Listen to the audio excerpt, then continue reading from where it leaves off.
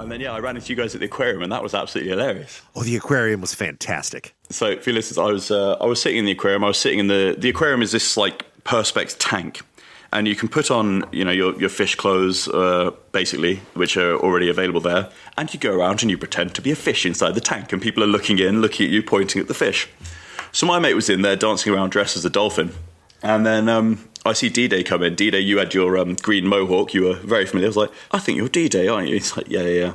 And you gave me a patch, which I love. And he went, oh, yeah. And that's Beth. I just looked at there's this octopus just flailing. When she started frantically trying to get your attention. I didn't even recognize that was her because of the way that Beth was completely improperly pantomiming what an octopus does. And what made it better, my mate doesn't he doesn't know the show that well. I've tried to get him in. He's just not a podcaster, so he didn't know what you guys were, who you guys were. So my mate was just in the background pretending to be a dolphin, and all this time Beth's like flapping around. I'm talking to you, just completely ignoring him.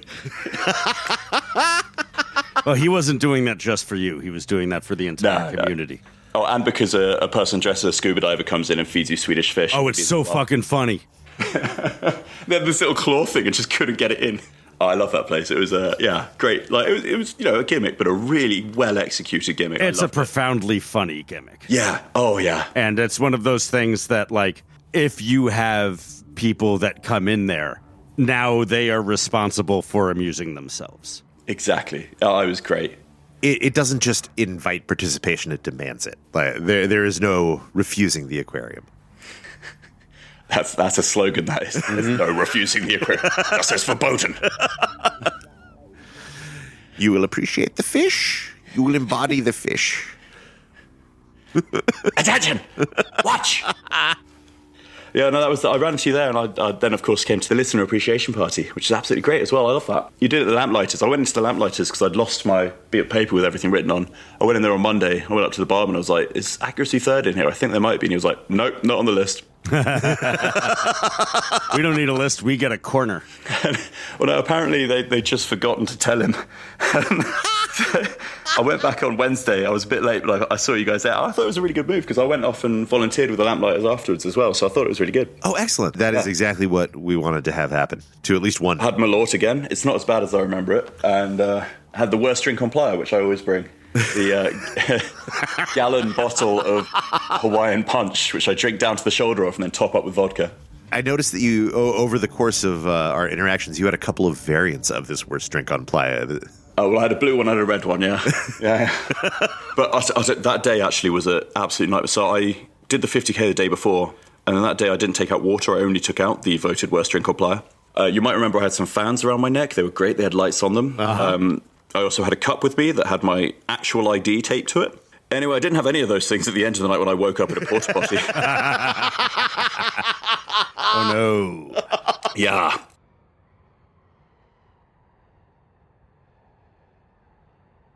All right, gotta light that thing? Maybe.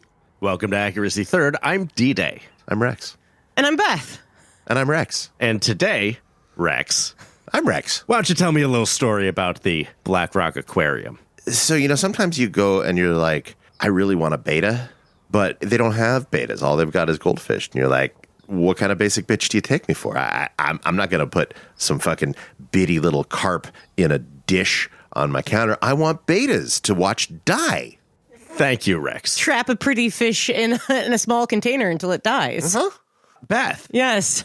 Would you like to explicate your mindset as you pretend to be an octopus in an aquarium on playa?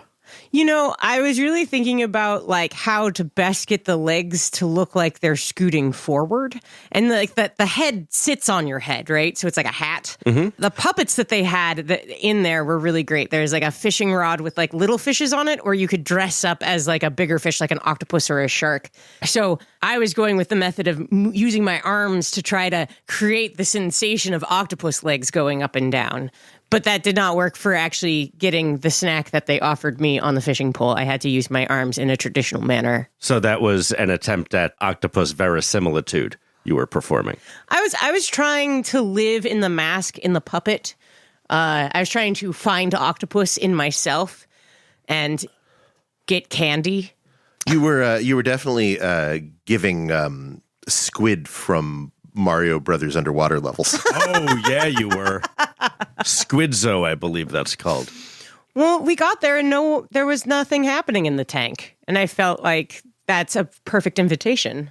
Incessant listeners of this podcast will remember us talking about the Black Rock Aquarium in our Afterburn episode from 2024's Burn, wherein Beth and Rex and I discovered one of the most perfect little art project / theme camps on Playa. Perfect theme camp, yes. Not perfect spot to acquire your betas. Too true. But it is a good spot to acquire a new friend, fabulous British gentleman, gallon jug cocktail in hand by the name of Cold Day. That's his name? He has a different Playa name every year, as you will soon discover. Oh. But that's not the name his mama gave him. I would doubt. He's English, right? So it's probably like Edwin. Yeah, almost certainly. I didn't meet him, though. You met him on Playa. You aren't here for the episode, as quite often you are not. And also, you did meet him. No, I didn't meet him at the aquarium. No. You guys told me about it later.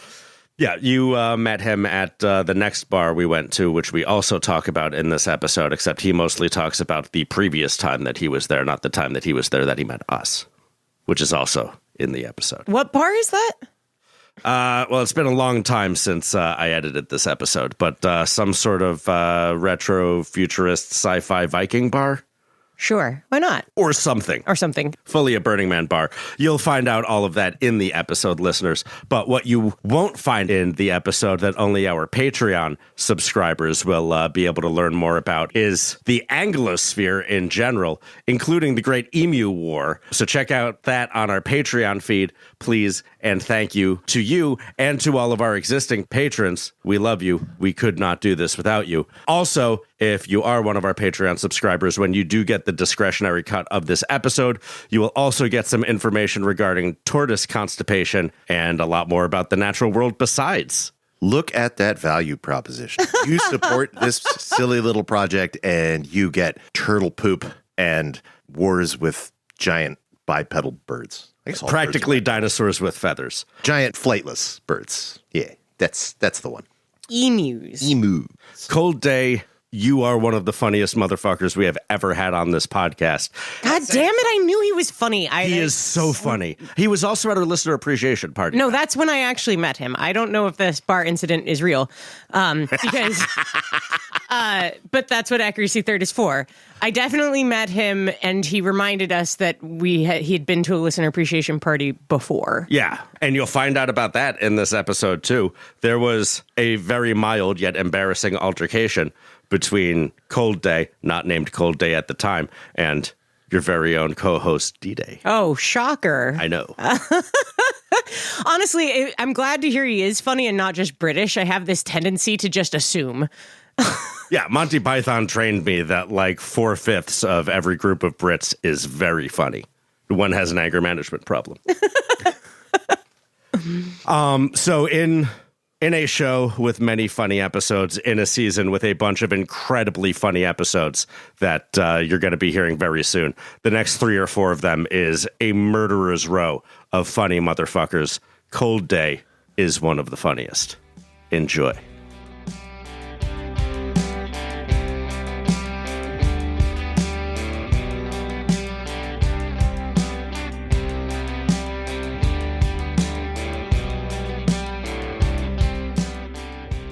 A can down on the space bar. All right, have you canned your space bar?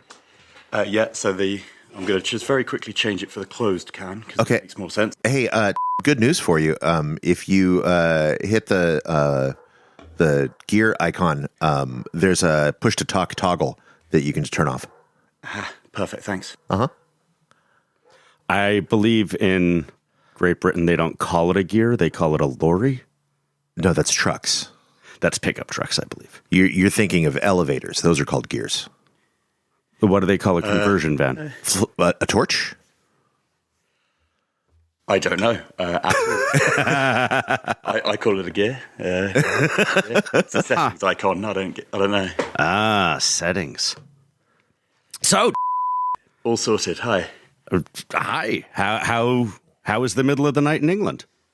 Yeah, cold, not too bad. I was out with my running group and we went to a mead brewery this evening. So, Oh, how's the mead?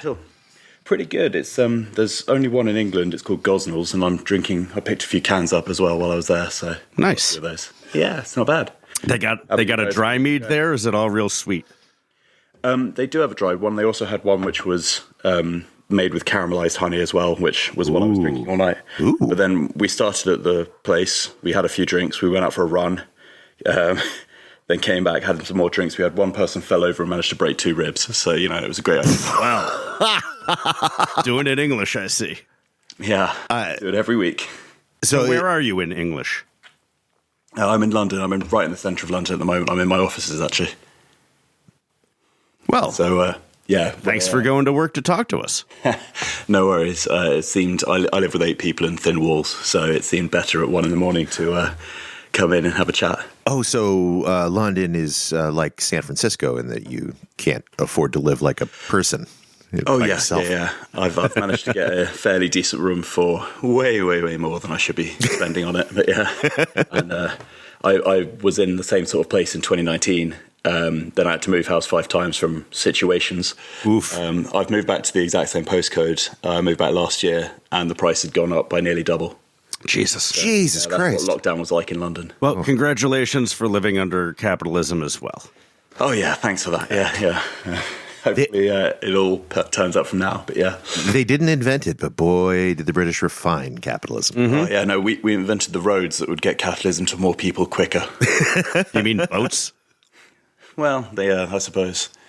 I don't know. My whole family's Irish, so we invented very little apart from there's a great thing on Wikipedia which you can find, which is a list of Irish inventions, and there's I think it's 600-year gap after the invention of whiskey.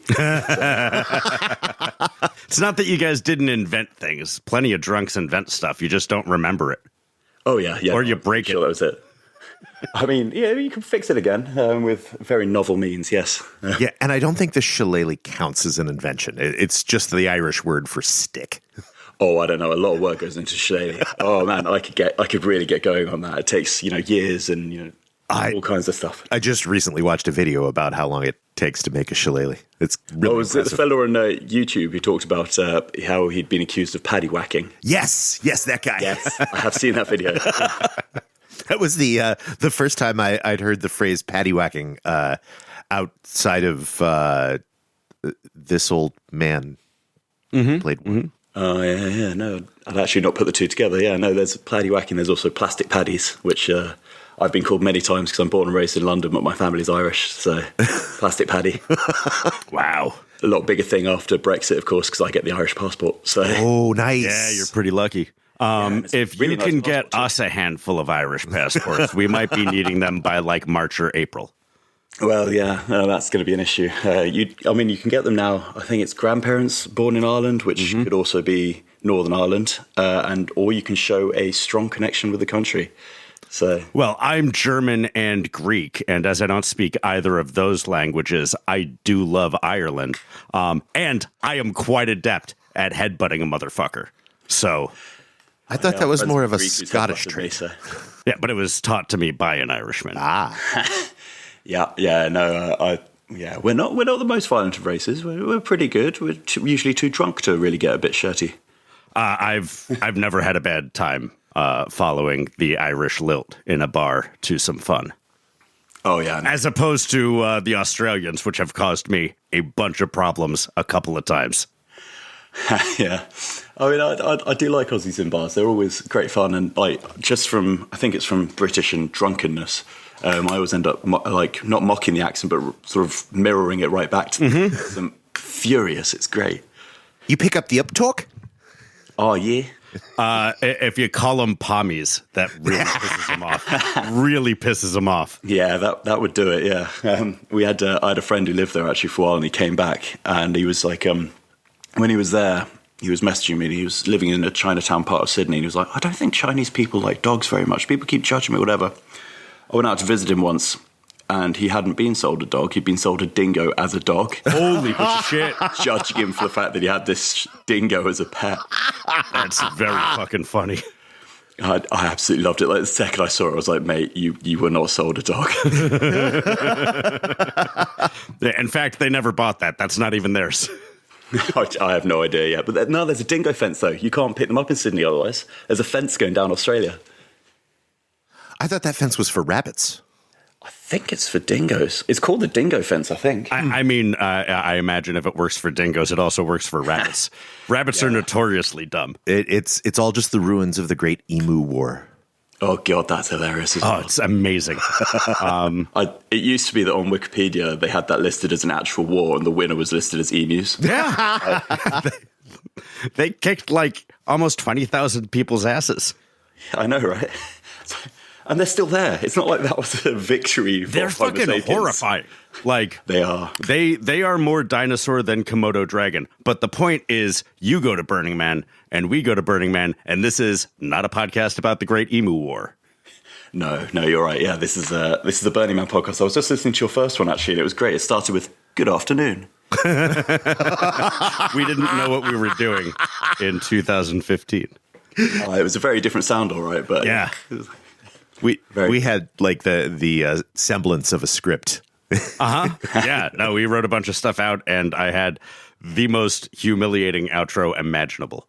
Oh, I didn't. I was just listening to it now. I haven't got to the outro yet, so I'll look forward to that. Yeah, when you get there, you'll be able to feel my future chagrin. Yeah, put on like 2 sweaters before you get there because you're going to get chills to the bone. Oh, well, I've actually got a blanket from our room because it's bloody freezing in there. Yeah, I'll prepare. What a civilized office you've got.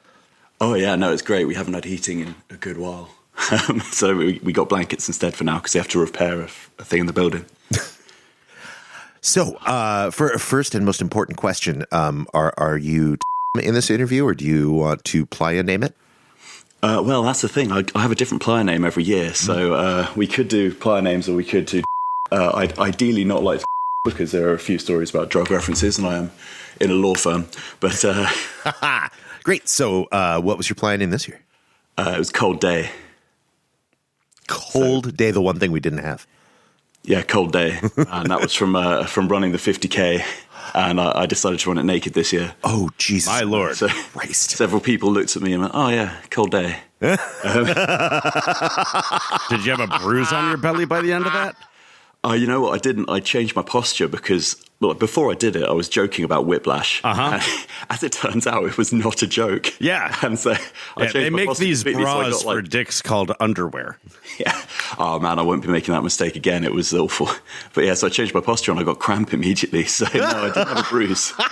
But I took an hour longer than I took when I did it before wearing clothes. So You've done it was the either Cold ultramarathon Day before. or I have. Yeah, I've done it. That was the third time. Usually it's in tutus because it's on the Tuesday morning. Mm-hmm. And this time I decided to do it naked just to see what that was like. So, what is the point of doing the ultramarathon?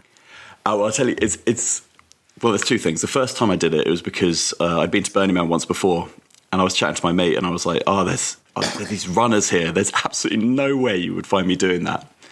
That year, I was absolutely broke. I was a waiter. I was earning absolutely nothing.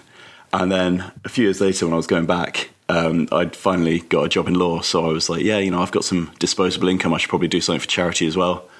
But my friends know that I'll do pretty much anything. So it had to be something fairly outlandish. And when you get one of those ideas and it unfortunately festers in your head. And I got the idea of the people running at Burning Man. And I wasn't even a runner at the time. And I was like, oh, fuck, now I have to do that, don't I? So my very first long run was the 50K at Burning Man. Holy Raised about shit. £2,000 for charity. I was quite happy with it, actually. Yeah. I believe I was 2,000 chatting pounds to is like $15. it's 2,400 and change, I think. Yeah. Show off. But yeah, well, We have a better exchange rate. Yeah. It's what we get at the moment, but it's we managed to leave the largest trade bloc in the world, so fun times. But don't worry, you've got a trump card, you'll catch up. Dude, that was like quite possibly the dumbest thing I'd ever seen. And then like no more than 6 weeks later, we did the dumbest thing I'd ever seen. I know, it was absolutely ridiculous period of time. But yeah, no, I'm based in London, and everyone in London was absolutely shocked with how that one went. Like my mum is Irish, immigrated here from Ireland, because of joining the EU, and we were all absolutely shocked. But yeah, so that's how that one went. Jesus. So you weren't a runner before you did your first ultra. Were you athletic? Yeah, no, I've always been a bit athletic, and I lived by the Thames, so I had a lovely flat section of land to train on, which was quite nice because there's a path that goes all the way down the Thames. I mean, I followed it 80-odd miles before. It just keeps going, so yeah. Not running, I assume. No, not running. That was walking. Never mind. I've done 80 miles. Yeah. Lockdown, I got furloughed, so I was just like, I wonder if I could just keep walking. And so I did. And I slept outside Windsor Palace on a bench outside Windsor Palace because, I was just the middle of the night in COVID and kept going for a bit. It was good. It was a very nice walk. But yeah, so the training for the 50K was down that little stretch of river. And then I met Cherry, who I think you've had on, Cherry Bomb, on the run. And everyone there was really friendly. At the end, I was, dying. Someone just hands me a quesadilla and another drink. And yeah, it was great. I loved it. So it's become a bit of a fixture now. Have you done long runs outside of the burn? Is that part of your life now? Yeah, it is. So this is a bit more of a burner story. Was on the second year I went there, we had there were 4 of us, and of various persuasions down the sexual spectrum. And so I had a day of choosing events, and I was like, right, I'm going to choose the most viciously heterosexual activity to take my gay friend to. So I was looking through the book, and I saw Motorboat Monday, and I was like, oh yeah, no, that'll do. And 2 things happened. One is that he actually loved it and insisted we went back in the next few years. But secondly, it was at a camp called the Harriers, which is an international drinking/running group. So I joined that when I came back here. That's where I was this evening when we went to the brewery. Yeah, I was going to ask if that was a Hash House Harrier thing. I have a lot of friends who do that. Yeah, it was. Yeah, this year they replaced it with the Twinkie experience, which was a Twinkie doused in brandy, I think, and you had to eat it while maintaining vicious eye contact with someone. I'm hanging out with you next year. Oh, it's good fun. They also do the red dress run, which this year was on bikes, and the one woman who ran it got a punishment drink at the end for showing off. But it's, everyone wears red dresses and just goes. Usually it's a charity run, but Burning Man, I think it's every Thursday. And yeah, it's basically a bar crawl. It's fantastic. Well, I'm much more adept at a bar crawl than a run at this point. You need knees to run. Oh, well, yeah, you do a little bit. Yeah, I got them left. And they did it on bikes this year, though, so you need... I can bike. Yeah, that's fine. Yeah, my drunken cycling is not up to much, to be fair. Never fallen down. All of my... It's going to be 20 years this year. Never been hit by anyone, never fallen off my bike. Oh, wow, that's pretty good. It's the one thing I got. I've never been hit by anyone in Burning Man. I was in Nepal this year, and they're all motorbikes everywhere. You just walk in the street, and I got hit like 3 or 4 times a day. Yeah, it's that kind of place. Yeah, you walk out, you put your hand up so that you can cross the road, and then you get hit anyway. But this year there was a fellow on an e-bike who I saw shooting down 6 o'clock, and I must say he'd have done some damage if he hit someone. So yeah, that's been an interesting change, all right. I want to throw like chains connected to caltrops or like bolos or something at those motherfuckers. Like, it's a good stick. You can't be going 40 miles an hour out there. It's fucking stupid. Yeah, I mean, he was definitely going. It was definitely over 30. He was shooting it down, and like 6 this year, it was not many ruts. It was pretty good, but like people coming out, obviously, it's a main road. Yeah, you're gonna hit someone. And I was kind of waiting for him to fall so I could laugh, but it didn't happen, I'm afraid. Yeah, that's a thing that the community is really going to have to reckon with because e-bikes are not going away. Yeah. Yeah, I saw something in the survey on them this year saying, what are your thoughts on them? I can't remember what I answered, but yeah. Yeah. It's just not like feasible to restrict their access. They're too ubiquitous. It's not like we could ask Gate to like look at every bike to see if it's got a motor on it. Right. No, but equally, like, I didn't see anyone on a Segway this year. I saw a few one wheels, all right, but like they were massive things. 5-6 years ago? So I still want a Segway so fucking bad. Like, I was there when I saw Katy Perry fall off one, and I saw it on YouTube later. I never recognised her. God damn. Never recognised her in the slightest. But if the thing had just screened out a bit on YouTube, you'd have seen me absolutely falling about the place laughing. Oh, it takes Fully stacked it in front of that dragon done by the Flaming Lotus Girls. Oh, Serpent Mother. No fucking way. Yeah. Well, she's had a pretty shit year, but I'm glad she ate it. Probably the coolest thing she did all year. I'm glad Katy Perry goes to Burning Man. Oh, this was years ago. This was 2019. But yeah, it was good. 20. I don't know. One of my first. Well, she was cooler back then. Well, potentially, yeah, I suppose. Although back then, I think she was still married to Russell Brand. So Yes. Yeah. oof. yikes. Well, actually, maybe only just married to Russell Brand, I think about then. I'm not sure. Okay, well, fuck Russell Brand, and this isn't a Russell Brand podcast. Who else have you seen eat it on Playa? Oh, no. We did it's called Playa Gladiators or something like that. Oh, yeah. There was a balance beam with pillow pits all around it, and you meant to pillow fight your mate off. And I hit my mate really hard, and he managed to go perfectly between the pillows and break his foot. Fuck. Oh, shit. Yeah, it was good fun. That was day one. Yikes. I've never been good with those sticks, ever. No, neither have I. We did have, we had some good ones on that. We also did a Thai boxing class almost immediately afterwards, so them still with the broken foot. That's the They kicked most me in the arse so hard that my phone turned off airplane mode. And then I immediately got a call from a friend who just doesn't sleep. Like, what the hell is going on here? broken foot is the most appropriate way to do any kind of Thai kickboxing. Oh yeah, definitely. Like how you block when you're doing it is you just basically kick them back in the shin. So like, to even block my kicks, you have to use your foot. It looks like it hurts so much. Yeah, I know it was good. It was good fun. You know, we didn't overdo it. We were only on the way out to get soup. It was like 5 a.m. It's like day one. We were on our way to get miso soup, and we found so much random stuff on the way. And you know, as it is, you know, you look up, you go, "Ooh, distraction! Ooh, distraction!" You might get your soup like 3-4 hours later. You might not. Doesn't really matter. But yeah, on the way out, we found that Thai boxing place, which was Camp. The activity was called Kinetic Dispute Resolution, which I quite liked. Oh, that's great. The camp was Camp Settle This Like Men.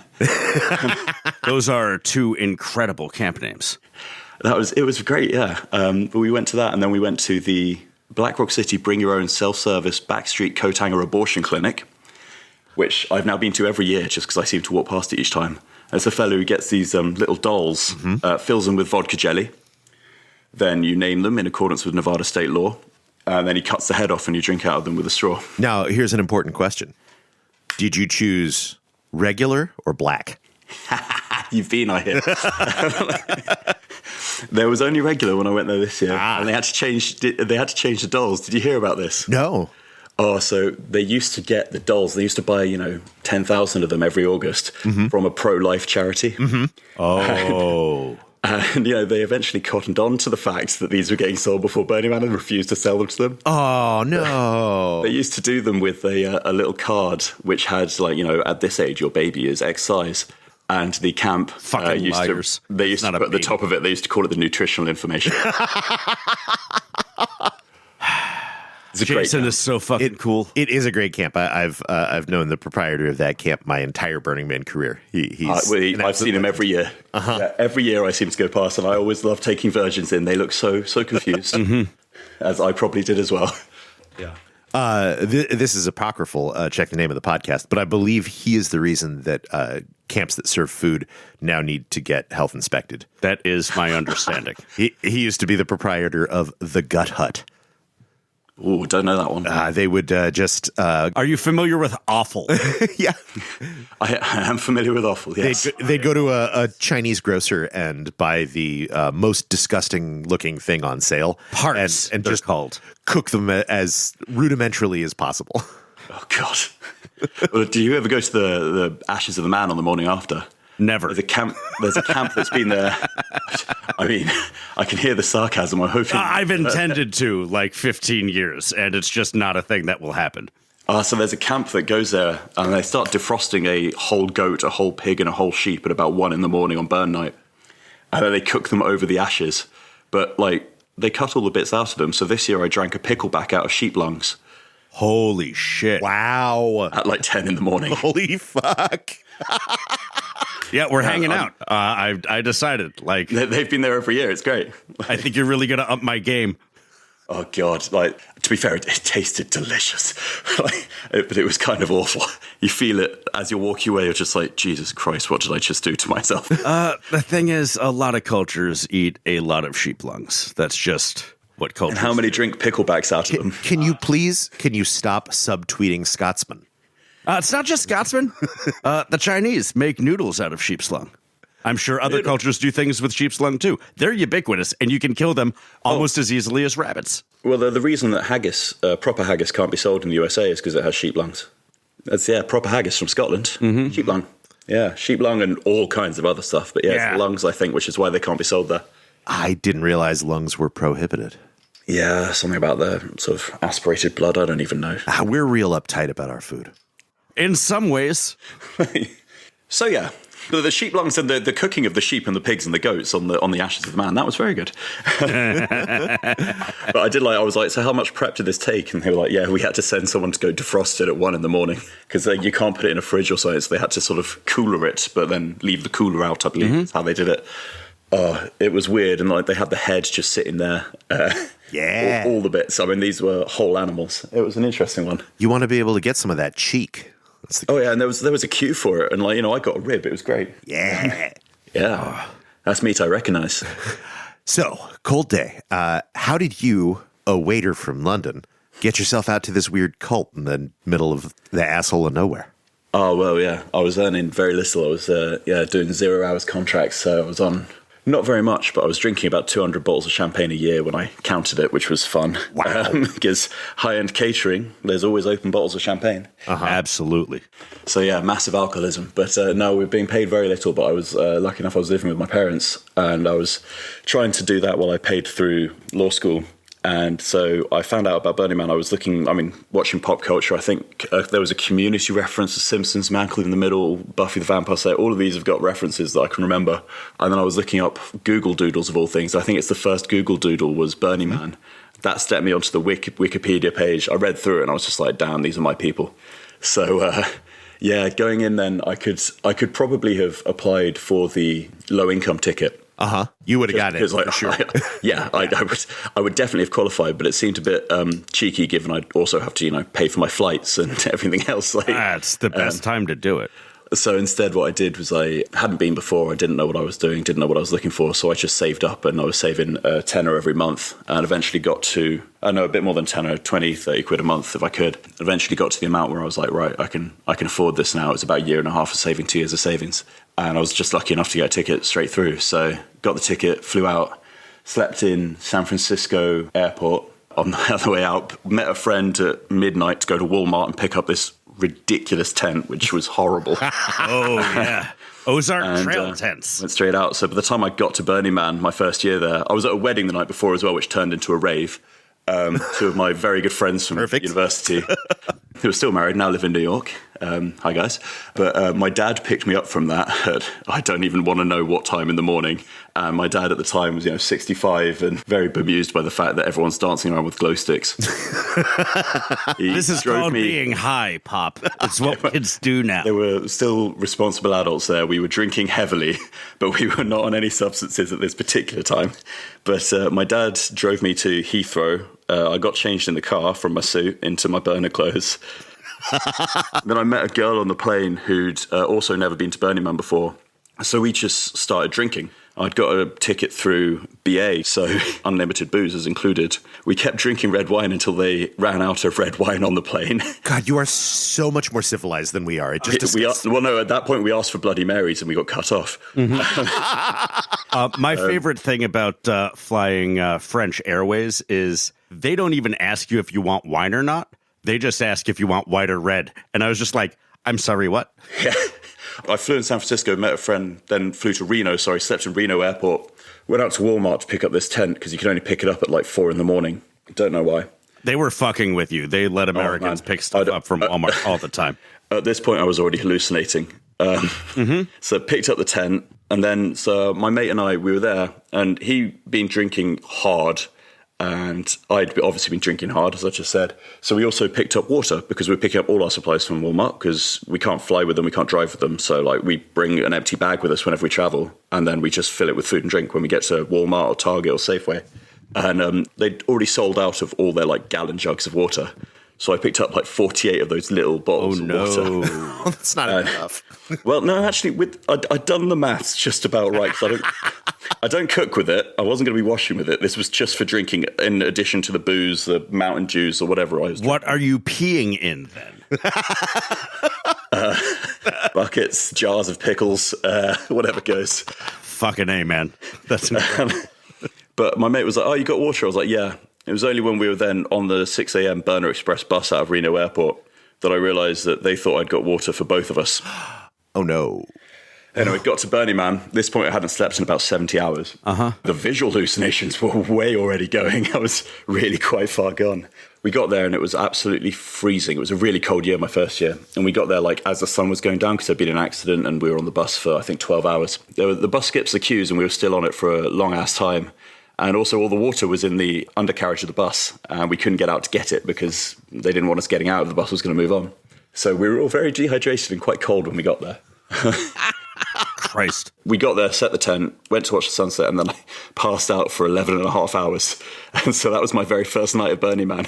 Apparently a disco card like rocked up right next to camp was blasting sound directly into my tent. Every now and then someone would open the door and check I was still breathing.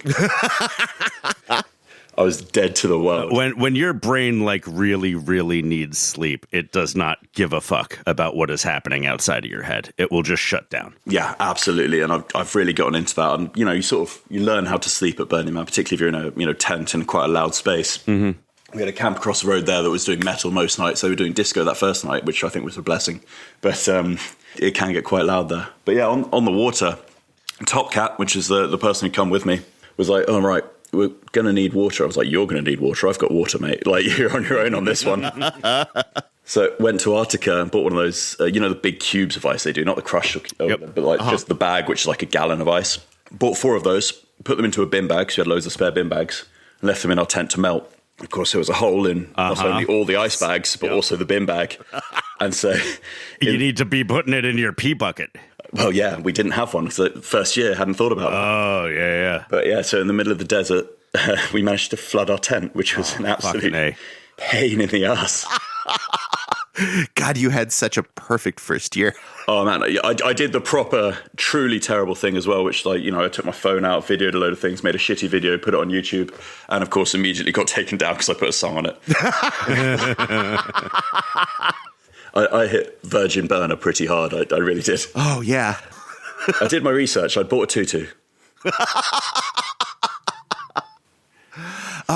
The best part about that is like you've at this point had a multi-year run up. You got dragged in by doing internet research, and then you still flopped the basics. You can't actually know what the existing conditions are by reading a bunch of shit online. Like, oh, you really can't. You can get the shape of it, but there's no camping trip or vacation really that you can go on that is going to give you all the ins and outs of surviving for a week on playa.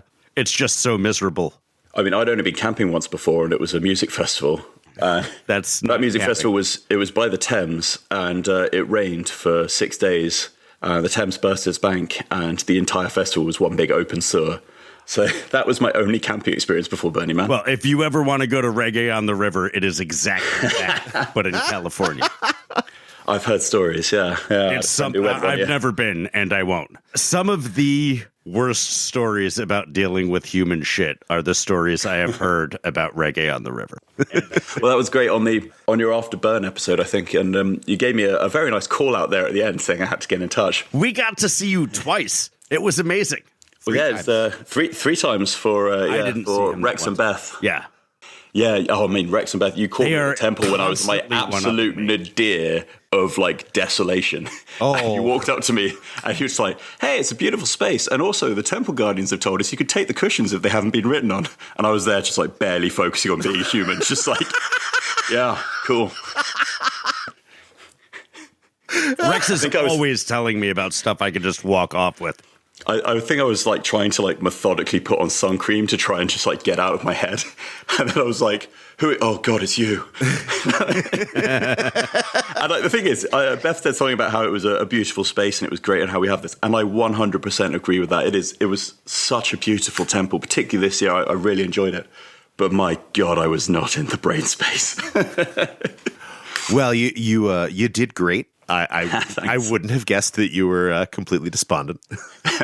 I was trying to contemplate as to how far I could chuck my water bottle and whether it would make me feel better. Oh, I was in a dark place. What was that behind, if I can ask? You don't have to share it. No, it's all right. A few weeks before, my uncle had passed away. And we weren't the closest, but, I was leaving stuff there. But also during the sort of in-between periods, because it's about 5 years when I couldn't go to the Berm, I had lost a friend from heavy drinking. And I'd unfortunately made the error of thinking I was helping when she used to call me like the whole time. And I was like, please do not call me if you're drunk. I'm just not going to answer. Mm-hmm. And then she called me a few times when she was drunk, and I backed it up by not, hanging up the phone, not answering. And then she passed, and we hadn't spoken in a year and a bit. So yeah. Yeah, those are the boundaries you have to make sometimes. That's not on you. I regret making the boundary, though, in this instance. I think, it's going to be a judgment call for everyone, and I judged poorly on that one. But yeah. Yeah. No, so I left a photo there for her as well. She died, I think she was 30, so yeah, it was very young. Whereas my uncle was 78, and, he was already basically non-verbal, but still managing to dance around with the kids because, Ireland. So, yeah. You mean drunk? He managed to be drunk with the kids. Yes, essentially.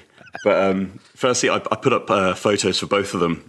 And then I walked around the other side of the temple because you could see through the walls there. Beautiful temple this year. And on the other side, someone had put up a giant photo of their mate with a foam finger as a dick. I was like, okay, so one of these people would have found it absolutely hilarious and the other one would have found it completely appropriate. So I was just like, I was staring at this guy with the foam finger dick and just laughing my ass off. Just maniacally laughing at the outside of temple because I was like in a weird state of mind. Sometimes that is a very healthy form of mourning. It was just so perfect for the time, I think. Yeah. I think the last time I went to the temple was 2022 is when we were back from the pandemic. Mm-hmm. Yeah. I had a family member die, and I lost my best dog, and I had a pretty close friend die of a very sudden cancer. And I went to the temple for all three of those things, and I have not been back since. I could have gone last year and this year and just seen how beautiful the architecture was, and I didn't need to. Yeah, I mean, it's a beautiful space, and I'm so glad it's there. But equally, like, for a festival, trying to explain to someone that Burning Man ends on basically what is essentially a mass funeral on the last day is weird enough. It's like, oh, so yeah, you burn the man on the last day. I was like, no, you burn the man on the Saturday. The last day, there's this completely silent funeral that everyone just goes home. You kind of do burn the man on the last day. Like, yeah. Sunday isn't really Burning Man anymore. Well, I don't know. I wake up and have that goat and sheep and pig on the man's ashes. I go out from there, so yeah. Yeah, there's Burning Man stuff still happening, but like most people are elsewhere, even if they're still on Playa.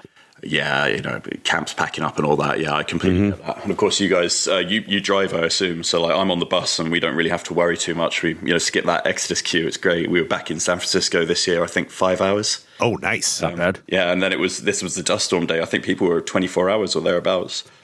All right, so let's rewind. After you landed and passed out and flooded your tent, what was it that first year that sold the value of this bizarre, expensive, arduous thing?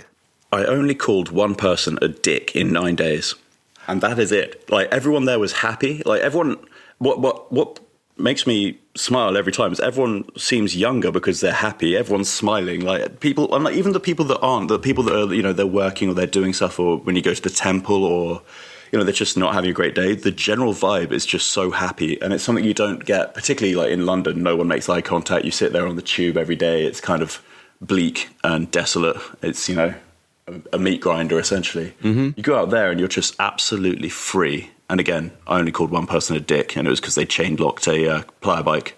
Yeah. Well, by all means, if you can ever find me, I've got an 18-volt cordless angle grinder and a pair of bolt cutters on Playa, and I am thrilled to use them. There's a fella who probably won't want to be named, so I won't, but he told me an even better one, which is you just bring around tubes of super glue with you. Oh, because what's beautiful A. is two things. As long as it's not actually attached to a structure, so I don't do it when it's attached to the lampposts. But if someone's locked it to another bike, that's the best, because you super glue their lock and they are done. And like they've bought that lock. Their intention was to steal a playa bike for a week. Yep. And what they have to do to get their bike back is go and get their lock cut whilst admitting they're a dick, basically, which is fantastic. And then it came off even better this year because I was playing mini golf at a place. And, as always, I had my super glue with me. And I absolutely biffed a shot and just destroyed this gnome that was one of the obstacles. And so, I spent 5-10 minutes and just glued the gnome back together. It works out so well. Little tube of super glue. Not bad. So, it still serves me well for rampant dickery with people who've locked playa bikes and fixing gnomes. Dual use technology. Yeah. Playa bikes save us because taking the Burner Express bus in, you are fairly limited in what you can bring unless someone else is driving with a load of your stuff. So we rely so heavily on the playa bikes, the green bikes, the yellow bikes, which are green. And so we rely on them, the entire time. So anyone who's fucked with them, they're not in our good books. And there's quite a lot of us as well. So we had one guy who was Hoverlandia, which is the Burner Express bus camp, who talked about, I've bought a lock, I'll be locking the bike. By day 2, he'd already basically been scorned enough that he'd given up on that idea. Excellent. Which, perfect. So is that your housing solution? You camp at the Hoverlandia? Yeah, I've camped there every year. So the first year, the Burner Express bus didn't have provisions for water, I think, 2017. I think they didn't have a provision for water at that point. So I had to bring it with me. And again, I was very drunk. I hadn't slept in God knows how long, 70 odd hours. So I did a little spin throw with my duffel bag. And I was like, where that's landed, I'm camping. And it didn't make it out of the Burner Express camp. And so I camped with them. And so I've gone back every year. I met some really good people. The current mayor of it's a fellow called Nevik, who's an absolute champion of a man. This year he told me he was the mayor by circumstance and not almost against his will. But he takes really good care of us. He does a great job of making sure the camp is ready and there. They had some meetings beforehand. There were a few people working on it this time. But also now you can add onto your ticket a water ticket. So instead you just bring a collapsible, fully collapsed water container, and they'll bring a trailer with a load of water and you just fill it up on the day one. And then you've got 20 gallon, whatever it is, I don't know how much it is, of 20 litres, not 20 gallons. So very different of water, and that's you for the week. You're done. You don't need to carry it with you, which is great. So I've camped with them every year, and I've really enjoyed it. I might camp with someone else if there's a few of my friends setting up a camp, and there's always talk with a few of my mates about setting up our own. But in the meantime, it's bare bones. But I do love Hoverlandia. It's always also at like 6:15 an eye or something, so you can just go down 6 every morning straight through. You're in the middle. It's great. Not bad. Yeah. Although this year apparently we were right next to Mistopia, and somehow I missed it, even though I was actively looking for it. It's one of those things you just miss constantly, something nearby. But it's great. Also, you can use their address for events, and so I did that once. And then I set up a rugby match because they've got where all the buses park. On Thursday afternoon, no buses come in for like 4 hours, no buses leave for a bit. So you've got this completely empty city block. And so I was like, perfect, that's a playing field. So I put an event in the book, which was teaching Americans rugby. Only British people turned up. And then I discovered the Tycho sunrise set that morning. I'd been out all night. And so I went to that, and then the 747 was there. So I sat in the 747, dicked around a little bit. It was moving across the playa and just got back into my camp. And then the mayor Nevik was like, there's some people waiting for you. I think you've got an event today. I was like, the only fully external in the book, I think, event that Hoverlandia's done. I put it up there and I've missed it. Oh, that's great. So there were 11 people and 1 broken finger. It was great. Can you play rugby with just 11? Not really, no. So we set up touch rugby, 5-on-5, just touch. And in all honesty, I think it was probably more like an American football match. It was really not even match, but kickabout. I don't know what you call them. Soccer? Because a scrimmage? I don't know what a scrimmage is, so probably, let's say that. Where you don't really have enough people and you're just, you've got a beer in one hand and you're just twatting about. Oh, drunks. Doing drunk stuff. Yeah, we do drunk. Sure. Yeah. It was more like that. Yeah, no, it's good though. I suppose you could call that a pickup game. Who the fuck knows? Moving on. So how many times have you been to Burning Man? So this year was my 4th. Anyone else for the 4th, we were just saying, oh yeah, congratulations, it's your graduation year. So yeah, I think now I'd almost call myself a burner, even though sort of there's always more to do. I've enjoyed it. They've all been really different years as well. So like the first one was fucking cold the entire time. It was really windy, whiteouts every day. Second one, I think, was the hottest one on record. It was 2019. Oh, yeah. That year was intolerable. Oh, so we had one of my lot who managed to earn the playa name of Max, so a human name. So playa name Max decided to go out in the midday heat instead of seek shelter, joined a cult, and got kicked out of the cult for throwing up on their altar. That is some maximum shit right there. Yeah, he did well. He came back in looking significantly worse for wear, and I'm just like passed out on a beanbag in our shade structure, just like, why the fuck would you go outside? This is a burn for the night. No, it was good though. You didn't have to change into night clothes. You could do quite a lot of, and most of my stuff is usually day clothes. So yeah, that was quite nice. I was out all night, every night, and just passed out in the shade. I'm also, over 100 kilos, so that extra little bit of weight it gets you in the heat. It really does. Really does. It's all leg muscle, obviously, from the 50K, and that's it. Not entirely beer belly. Also Pretty hard to tip over, I reckon. Yeah, bottom heavy. 50K is great though. Like every year I finish it and I'm absolutely wasted. So this year the Rat Trap came out, and like Rat Trap, I've heard many stories and also been kicked out once. Fairly notorious, sometimes dickheads. And they came out and they actually did a really nice support. They had gummy bears and sake. Oh. You wouldn't think that'd be what you want, but my God, it hit the spot. Yeah, your body just wants calories and sugar. Oh, and booze, just alcohol, painkillers. Like one year there was a martini. So the 50K is 4 laps of the playa plus in and out. And one year someone set up between the 12 trash fence and near 2 o'clock where open camping starts, which is where you turn. They set up the martini mile and they were giving people dirty martinis all the way along. And I was absolutely caned. I don't remember crossing the line. Sure. My mate's got a video of it. I've got a beer in one hand, a vodka and Gatorade in the other, and I've just got like tits flapping in the breeze. I cross the line, someone puts a medal on me and hands me a quesadilla, and I do not remember any of it. Anyway, my time that year came to like 9 hours because I passed out and then I gave them the chip back that was attached to my shoe. So, I think I finished in like 4:50 and I nearly doubled that on sleeping quesadilla in hand. Sometimes you need a nap. That's just true. Yeah. But then Cherry Bomb, who runs it, is an absolute Amazon woman. Like I've always found myself running alongside her at some point, and she just keeps going. She's a phenomenal woman. And great chat as well, because like 50Ks, you get chatting to people. The first one I did, actually, there was a guy running with me for a whole lap who was an artist who'd done a load of the art around the trash fence.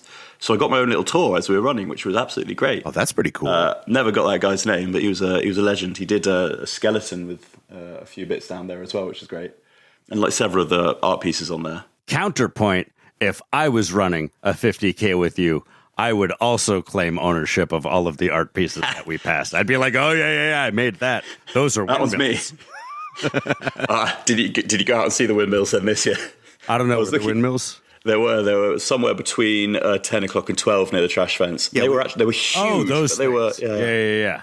Oh, they were great though. Actually, I quite liked them. They were all slightly out of time. They were great hippie bait for people that were out there. I got offered crack on the 50K this year. There were some people looking at the windmills, and they were like, "Do you want some crack?" And I was like, "Maybe on lap 2." And then I didn't want to mess up my pace, and I hadn't got cramp yet. And then lap 2, they were gone. Don't know where they went. Yeah, crackheads will wander off. Yeah. Also, the sunrise is usually somewhere in lap 2, and they'll watch that and then go back home. Oh, yeah. If you're still smoking crack and the sun is coming up, you're really learning things about yourself. Time to make decisions. I mean, the sunrise you get out there, I mean, the beautiful ones. There's one out there where we'd had dust storms all day. The dust hadn't fully settled.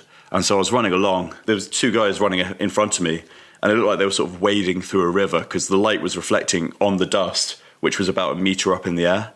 And that was it. It looked like the Endless River, the Pink Floyd album cover, something like that. Like people just they were there, and it was just perfectly all around us. It was fantastic. Just as the sun comes up, it was my background for ages, and I lost the photo. It's quite annoying. Absolutely phenomenal sunrises out there.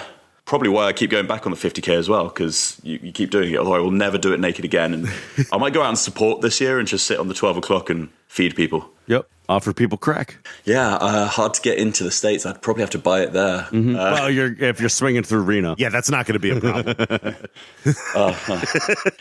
You just stick your head out the door of the Reno airport. Who got rocks? Actually, we had one fella. He was the sparkliest pony we've ever had, and he was an absolute liability for the year he came. Like, we got to Walmart in Reno on the way out, and he looked at me and he went, "Do I really need a cup?" He just hadn't believed a word I said, or a jumper. Anyway, on the last day, he wanders off into the desert in his waistcoat, and we're like, all of us back at camp, we're like, and that's the last we saw of him. Yep. He comes back in about 11 in the morning. This is burn night now, actually. He comes back about 11 in the morning. He's like, "I found someone driving a kitchen. He gave me all his drugs." It's like, okay, even for here, that sounds a wee bit sketchy. What did he give you? And he pulled out this sheet of blotter paper. I was like, okay, well, that might be legit. Okay, fair enough. You know, it wasn't that big. And then he handed me this crystal, and this crystal was about 2 inches, lightly purple, basically transparent. Uh-huh. And the friend, he goes, and he said that was MDMA. And I looked at it, and, you know, I worked as a waiter. I had a barman. I've seen some stuff, let's say, and not participated in. And I looked at it and went, if that is MDMA, that is the single purest shit I've ever seen in my life. And it is. And there is no way someone would have just given it to you. So anyway, we waxed it all, the acid, the MDMA, everything, the, you know, air quotes, into a 3-litre bottle of water, shared it out between 13 people on burn night. Well, that'll do it. Yeah, so as it turned out, it was acid, and it was the single purest MDMA I've ever experienced in my life. All 13 of us were incredibly far gone. Oh, I bet. At one point, we spent half an hour looking for this fella with this fella. Like, it was also, this was the year someone ran into the burn, and so there were sirens everywhere and the blue lights flashing. And there's us right in the middle, just wide-eyed. But we saw, at one point, we saw his silhouette, or a silhouette up against the flames, and we're like, I think that might be him. And he goes, no, I don't think that's me, no. Fuck's sake. Jesus. And then actually, yeah, I ran into you there this year. There was a Society for Temporal Preservation, the Russian time travel bar. It was right by the Aquarium. And they had a bar there. That was 2019, I think. And they had a bar there again. And, you know, we were starting to come down. I had not expected to be higher. I genuinely thought he'd just been, you know, duped. Wait, you couldn't tell when you sipped the bottle? No. I mean, we've been drinking as well. Yeah, that helps. And suddenly there were Russian scientists everywhere. And they wanted to give us all their booze. So, weren't we there with you? Or was that a different... no, you were there with us this year. This was the year before we were on all our substances. Gotcha. And so we were drinking, and then I turned around, and this head just drove past me. And it was a life-size doll, like a life-size mannequin that someone had put a tiny remote control car in. So it was just this head going along at playa level, along the playa. And that was the moment I realised I had not fully come down and I needed to take myself to bed. Oh, God. We were done. That's those Russians. Amazing. The Russians really know how to pour. God. Never get a bad drink at a Russian bar. I went there. The thing is, I don't think any of them are actually Russian. I think it's just putting on the accent, do whatever. But because it was it was on 630 Plaza, I think, or 6 Plaza this year. I don't know. Yeah. But it was on our standard way home, so I stopped off there most nights. I met, I think you've mentioned him on the show before, a fella called Dress Code there twice, who is a lovely individual who showed me how to tie a cape somehow, despite being fully bollock naked. But there's still a little bit of blood in the smile, still a little bit of shine on the bruise, a little warm red ember remembered under the skin, a little glisten to the blistering too, a little bliss and ecstasy yet to squeeze out of the days that we have left, a glint in the middle of the black eye, still a little bit of fire in my breath, split in two. There was a race called the Odyssey. It's also Pink Lightning, which is Cherry Bob's camp. They do the 50K. And it's you get to allocate. So you've got 6, 12, 18, 24. And you get to allocate them how you like between beers drunk, miles run, donuts eaten, and orgasms had. It's a 24-hour honesty bar kind of deal. But I went to that with a filthy hangover, 9 in the morning. And my basic plan was I'd go to that, sign up, and then immediately walk myself to the med tent because I was not okay. I'd also broken my finger at some point in the night. Oof. Which finger? My middle one on my right hand. It gets so much use. Not great. Yeah, it was not great. No, it still hurts because I never bothered splinting it. Yeah, so I went to that anyway. And then when I was there, they were like, oh, we're about to do a 5K. I was like, oh, that'll get the miles out of the way, I guess. Because, of course, I'm dehydrated, I'm hungover. 5K would normally take me about 20 minutes. I finished this one in 43 minutes, second last, having walked most of it and nearly thrown up. I then was in such a bad state that I just went right back to my tent instead of the med tent. Jerked off 5 times, went to sleep. No, I did not have it in me. But no, in the morning, in the mid-afternoon, I surfaced a bit and recalibrated. I actually got there next day because it finished 9 a.m. the next day, 24-hour race. Cycled in, down my last beer, crossed it off with about 2 minutes to go. Some guy rocked up, I think they'd already gone 9 o'clock, but they agreed that they'd give him the whole minute. Chugged a beer. They crossed him off, and then he just threw up into a Ziploc bag. All within the space of about 30 seconds. And of course, because I was still feeling it, that threw me, so I was gagging for like 20 minutes. Just sitting there aside. So some people do apparently try and do 24 orgasms in the desert. I don't think anyone accomplished it this year. They get a little bag that says orgasm donor. I'm betting I can't do more than 4 or 5. Well, I mean, if you get 6, that's the minimum. So, yeah. Yeah, that was the thing that stumbled me when I started trying to figure out my game plan. It's like, you got to stick with 6 orgasms if you're a person whose orgasms are dependent on their testicles. Man, that 5th and 6th one are going to take a while. Oh, they did. Oh, my God, they took so long. And, because I'm there on my own, so, at some point you get to the middle of the day and you're just going into a porta potty. It was just... Man, I was going to make a joke about that. No, that's how it went. And it was horrible. Full regret. And when they were talking to me about the Odyssey, they were like, oh, you'll never feel such a sense of achievement followed immediately by such a sense of shame. Isn't that kind of the British way? Well, no, it was the equivalent of just finishing and closing 20 browser tabs, except in real life. It was horrible. Yeah, especially if you've gone for the 24 beers. Yeah, well, I went 24 miles. It's not hard to go 24 miles in a day if you're wandering around. Yeah, so, and again, we rely on playa bikes, so there's no playa bikes there, we're just walking. So yeah, we did that, no problems. Yeah, I went for 18 donuts, that was probably a mistake. Should have gone for the beers on that, but wasn't feeling it. The thing about the 12-18 situation is the donuts are going to balance the beers, but which ratio is the correct one is going to depend a lot on your guts. I would, yeah, if I do it again, which, let's be fair, I probably will, I'll definitely go the 12 donuts. Unless I'm with someone, in which case I'll aim for the 12 orgasms. We'll aim high.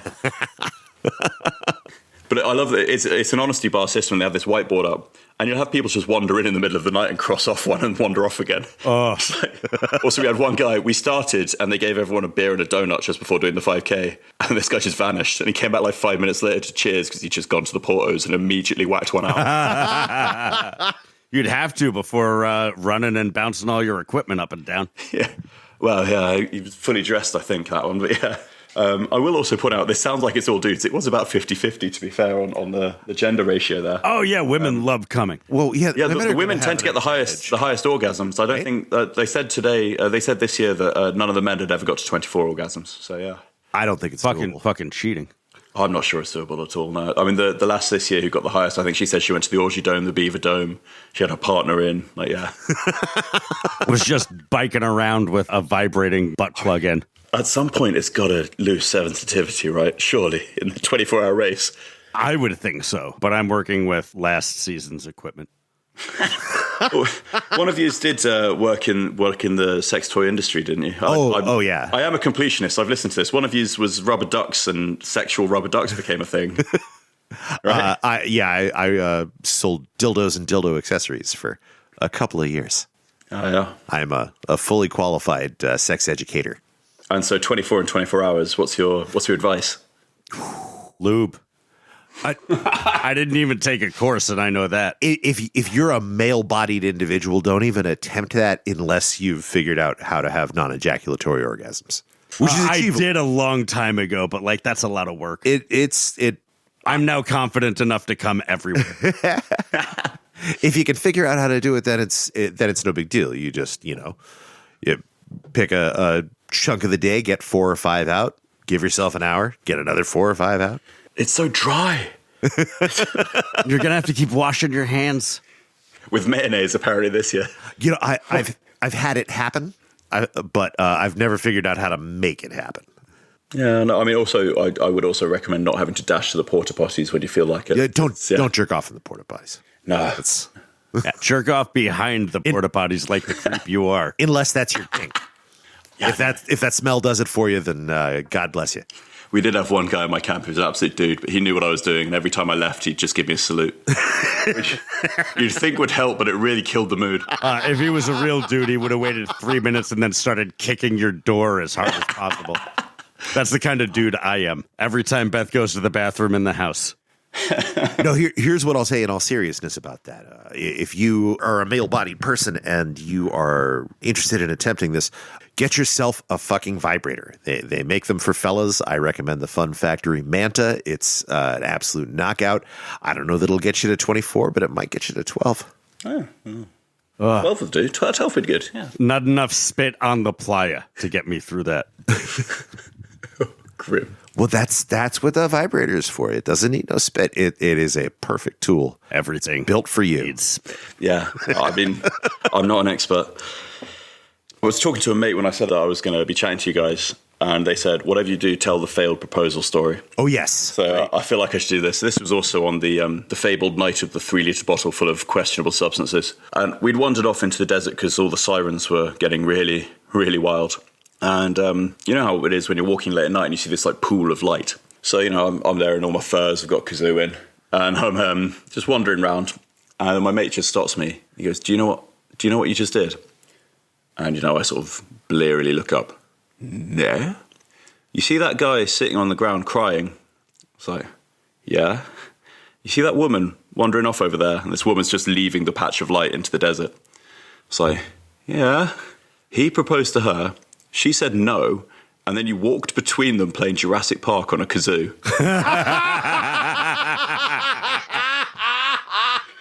So if they're listening, I'm so sorry. Not bad. I had no idea I'd done it at all. I'm so sorry, you guys. They're probably not listeners, but if they are, you owe us an email in our inbox and the opportunity to interview you. Yes.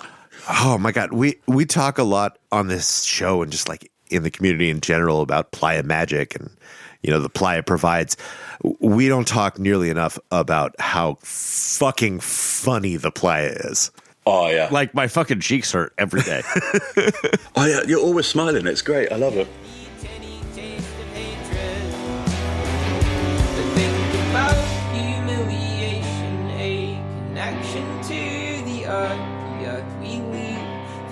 Space, become unknown and fall away in changing form until we're lost. A constellation of impulse swallowed up by a wave. I thought I was the crest of, but there's still a little bit of blood in the smile, still a little bit of shine on the bruise, a little warm red ember remembered under the skin, a little blessing to the blistering too.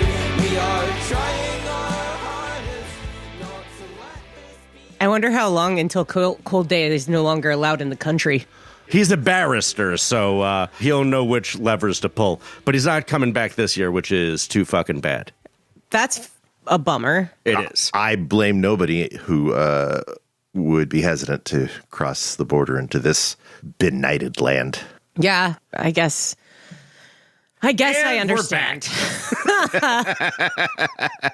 So, Beth, as our resident co-host who has not and does not listen to many, if not most, if not this specific episode, we talk in this episode about a little non-standard marathon that Cold Day did on Playa. Yeah.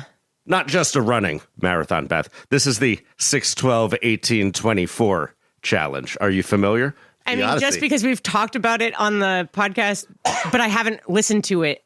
And you're saying Cold Day did this. Yes. Oh, God. Now I really have to listen. You absolutely do.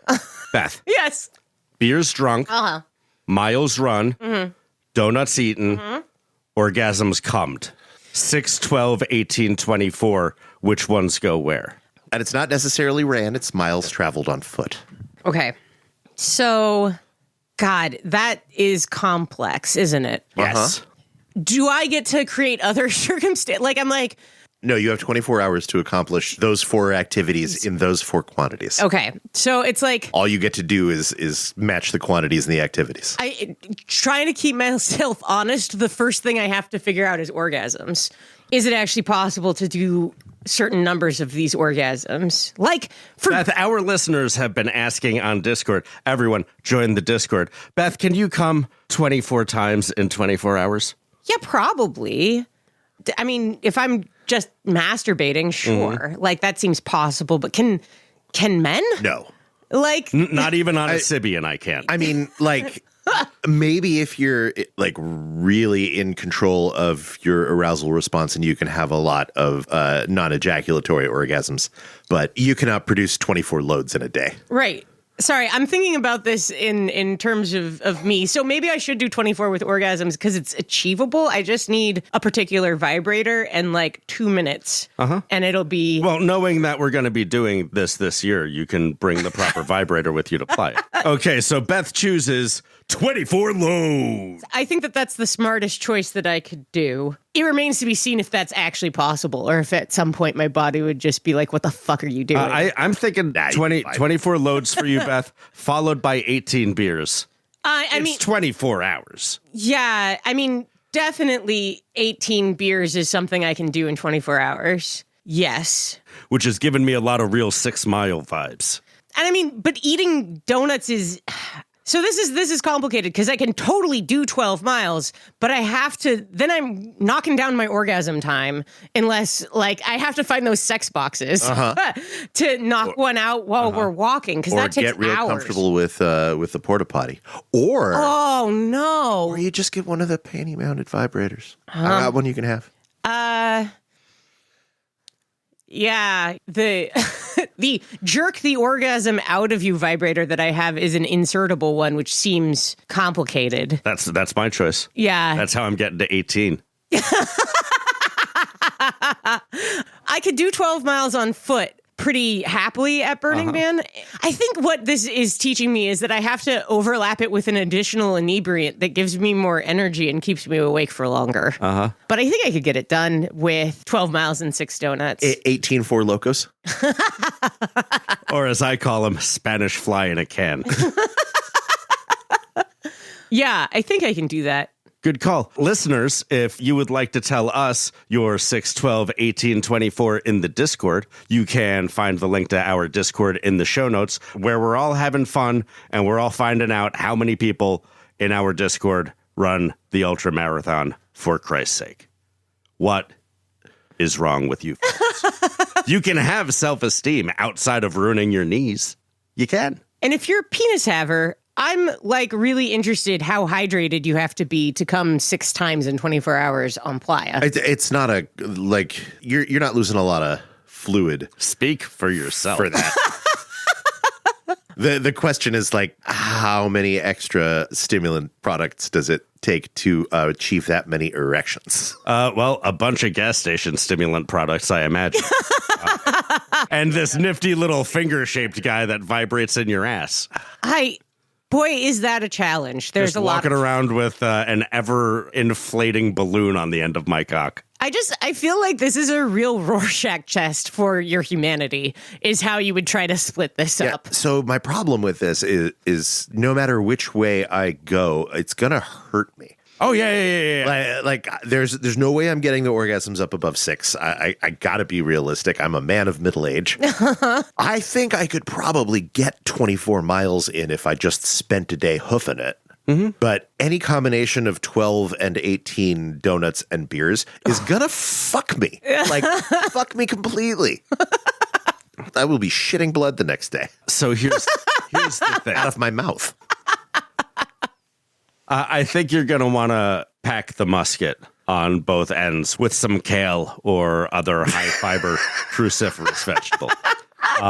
You're going out on your 12-mile trek to Deep Playa, day or night, with 18 beers in your backpack and 6 donuts for sustenance, which leaves 24 orgasms, which I will elicit out of myself in one form or another with like the world's largest gas-powered butt plug sticking out of my ass. Your dick would be so chafed, right? I mean, it usually is.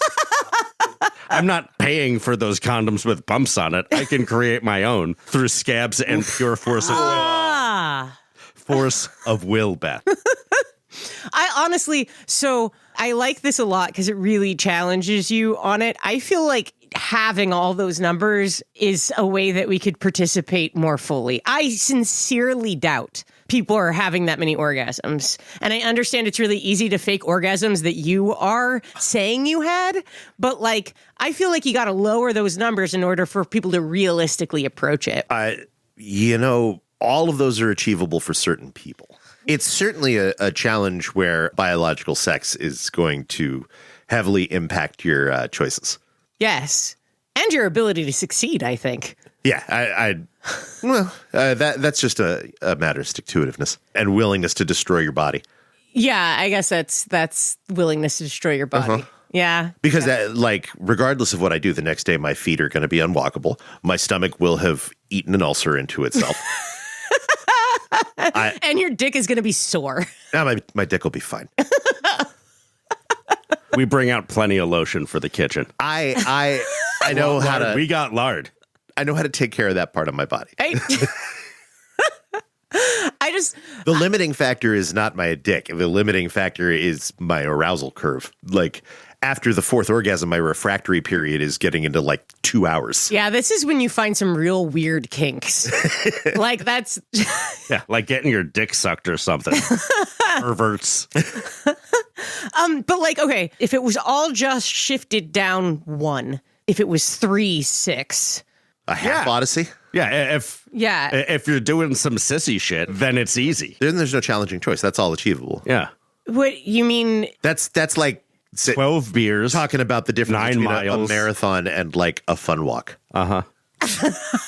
Wow. They call it the Odyssey. It's like your men are going to get turned into pigs. You're gonna have to fucks with a fucking cyclops is the thing. God, it's such it's really getting in my head too. I'm like, I'm pretty sure I could do this and it wouldn't kill me. I mean, like, I can definitely. You don't have to wrestle with Polyphemus the same way me and D-Day would. That's true. So that, like, being able to be like, yeah, I can definitely. I don't know if this is true because I've never tried it, but I feel strongly that I can probably come once an hour pretty easily, given the right motivation. Well, Beth, we'll find out this summer. Won't we? Are we going to try? I'm throwing down the gauntlet at you, Beth. What? Wow. Listeners, if you would like to join us doing the Odyssey to see how much collectively we all can come in 24 hours, hop on the Discord. Tell us all about your refractory period. Listeners, if you have any suggestions for how I can buffer my stomach, intestines, and pancreas for the abuse of 12 and 18 donuts and beers within 24 hours, please send your advice or prescriptions to accuracythird@gmail.com. Diabetes, here we come. Somebody start a new channel in the Discord for the Odyssey where we can all... Do we have to provide our own donuts? No. Oh, fuck yeah. Free donuts. Yeah, they've got the donuts so that they're regulation. Okay. Right, that's what I was like, because if you do your own donuts, you've got a big scale. Okay, this is the plan. Okay. We just lie to them. Each of us goes in and we're like, I need 24 donuts. We have ourselves a theme camp down the block, which is just called Donut Party. And we only have one party that whole week. So, but the point is not to cheat, right? The point is to get good placement at Burning Man. Do you remember trying to play Werewolf with D-Day? D-Day doesn't know how to play games. Oh, I absolutely do. I fucking hate Werewolf. And I'm not playing a game by sitting around and being quiet so we can listen to your phone disconnect from Bluetooth.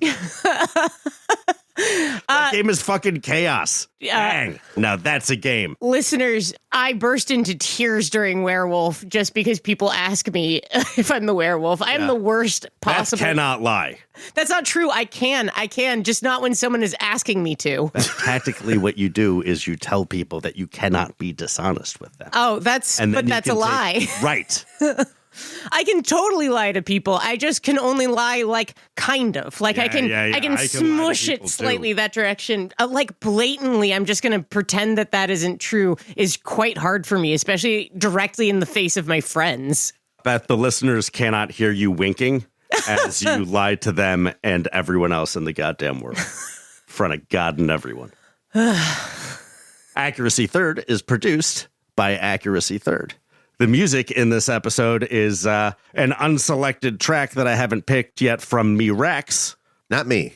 No, other Me Rex. Rex. English Me Rex. Just like our friend Cold Day. Cold Day, thank you for the interview. I know it was incredibly late when we talked to you. Thank you so much for being a trooper and for sharing your story with us on the pod. And, Cold Day, I don't think you have to restrict yourself from participating in this event next year just because you aren't on Playa. Have a home Odyssey. Yeah, play along with us. Oh my God, live stream it. Beth and Rex and I promised to do the entire thing in front of the live stream cam at Burning Man. Oh, God, no. Do they even have donuts in England? I Is he going to have to do with trucks with deep fried Mars bars or something? fish and chips? If you would like to participate in the Odyssey, or tell us about your participation in the Odyssey, or tell us about some other thing you do that is not a psychotic attempt to destroy your bodily functions, get a hold of us at accuracythird@gmail.com and book some time to talk. You can do it here in the Shedio, where we'll ply you with whatever inebriant you care to enjoy or not. Or we can do a call-in, and you can, get wasted at home. And happy, incredible, friendly, extra thanks to our patrons on Patreon, some of whom at the $5 You Are Awesome sauce level are named Glowworm, Michael S., and Sarah MC. Maybe that's MC Sarah. I'm not sure how Patreon may reverse first name, last name. I just found out that they can't change their Discord names. So maybe we should find out from our Patreon people. Maybe we could talk to our $50 patron, Brian L., who runs the Discord for us. And thank you very much for all of your support throughout the year. They must be able to change their Discord names because Stage Dive just changed hers. Front Tug told me that he can't change his. He was telling me that it was him talking to him, and I'm like, I know. Don't dead name Brian L. Weird. Also, thank you to our $25 fuckity fuck how awesome you are patrons, Dave R. and Kevin F. Kevin F. and Dave R. You are fucking awesome. You guys should tell us what your playa names are. That's Fucking weird. awesome. Not everyone has a playa name, Beth. Like you. I have a playa name. You have a radio handle. I introduce myself as Plot Twist to burners that I don't know. But in general, hi, friends and listeners. My name is Beth.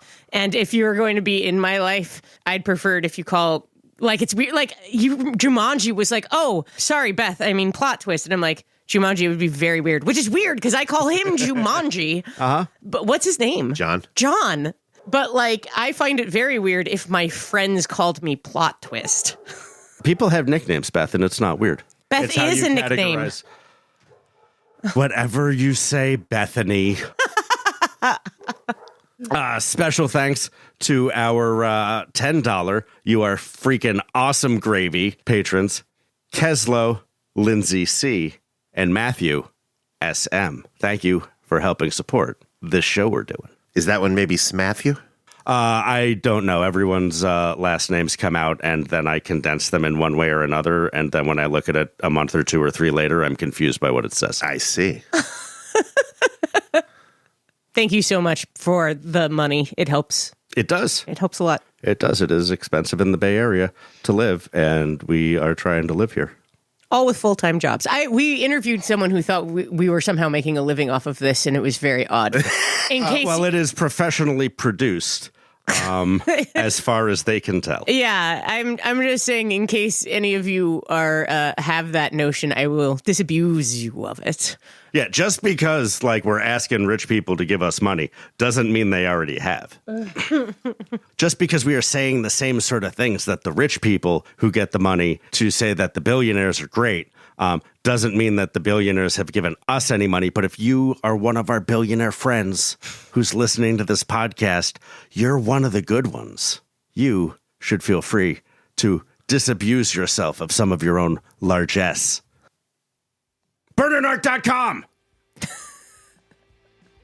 Did you see that person in the Discord who was just like, I thought this real? was a joke? Well, it is a joke. The best thing about some jokes is that they're also real. We really need to stock more light-up shoes and backpacks on BurnerNarc.com. We could just become a drop shipping company. That's true. But how will we do it with all these tariffs?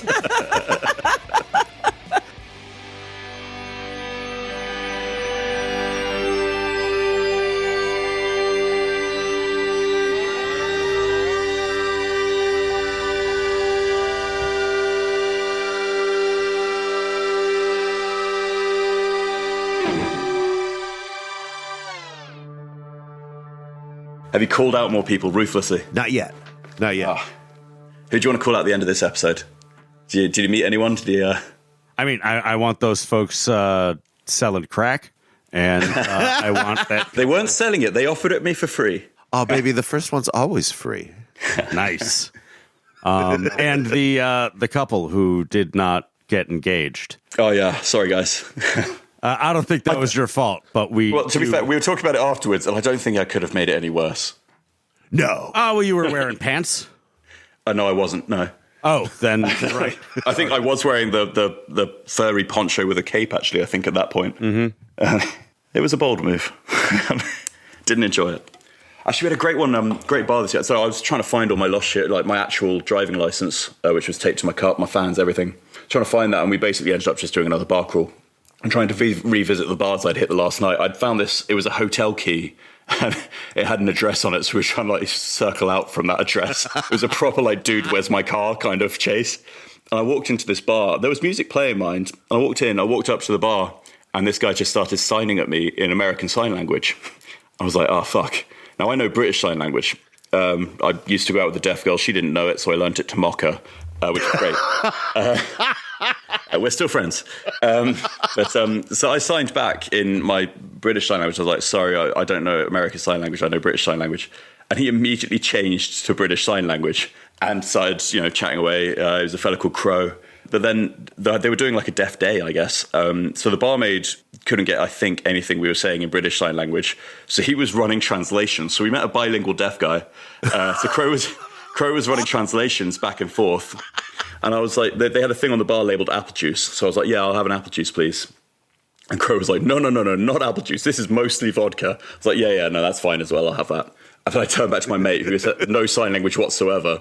I was like, what the fuck's been happening? I was like, oh, drink this, it's apple juice. So yeah, Crow, also, if you're listening, how? Sorry, bad joke.